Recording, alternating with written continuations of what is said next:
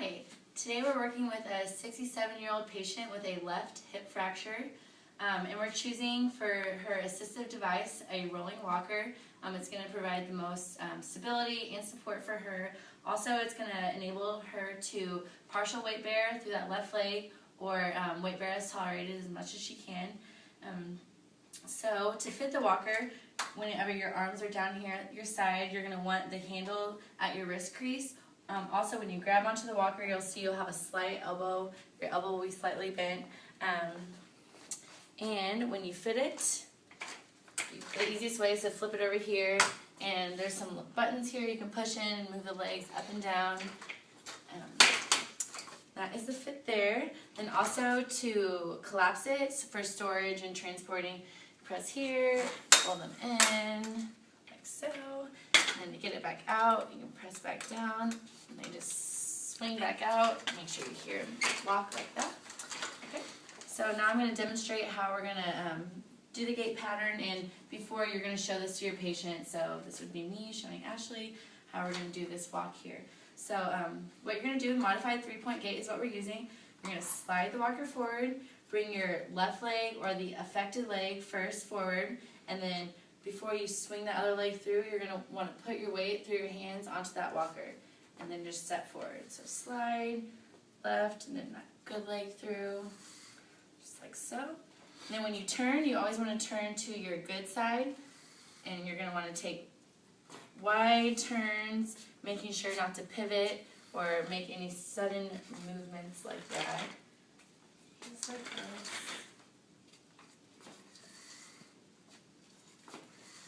Alright.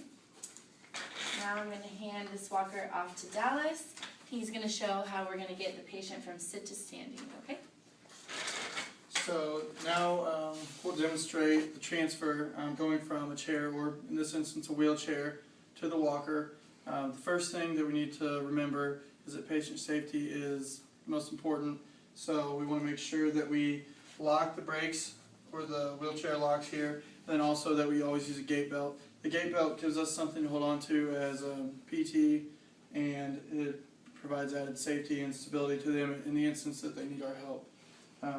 So the way the gait belt works is it'll just go around them at their waist, and you'll start by placing the belt through the buckle on the side that has the serrated teeth. That just like any belt holds it together.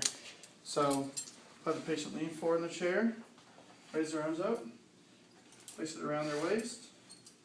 You want the belt to be tight, but not to the point of discomfort. When they stand, it will loosen up a little bit. So you tighten that up. Ask them just make sure, is that okay? You take the added extra belt and you just tuck it in. Anytime we demonstrate this, a transfer to a patient, we would show it ourselves first. So I would be demonstrating, but for the purpose of this, we'll just demonstrate with him. So the first thing they'll do is scoot to the edge of the chair. You want to remind them of their weight bearing status. So actually you are weight bearing is tolerated in the left leg for your hip injury. So from there, you'll instruct them to push up through the armrest when you get up out of the chair. You'll bear most of your weight in your right leg, but you can bear as much as you can tolerate through your left. Once you stand up, on the count of 3, we'll count to 3, and then we'll stand together, and then you'll place one hand at a time on the walker.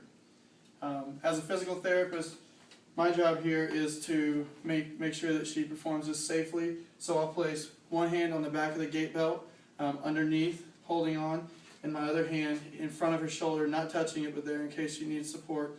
And then my aide, Sarah, will do the same from the other side, or from behind the wheelchair to make sure that it's stable.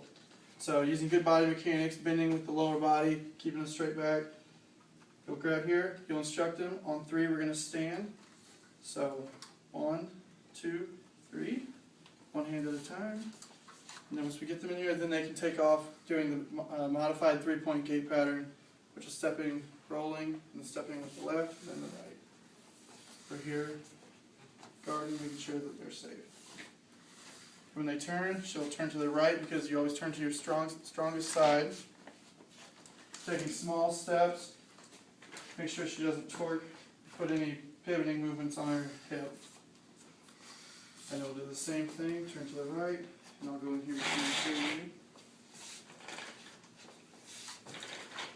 And when sitting down, you'll have them back up to the wheelchair. So the chair hits the back crease in the back of their knee. That way they know where they are in space in relation to the chair. And they'll reach back one hand at a time to the armrest, have a firm grasp, and then slowly lower themselves back down.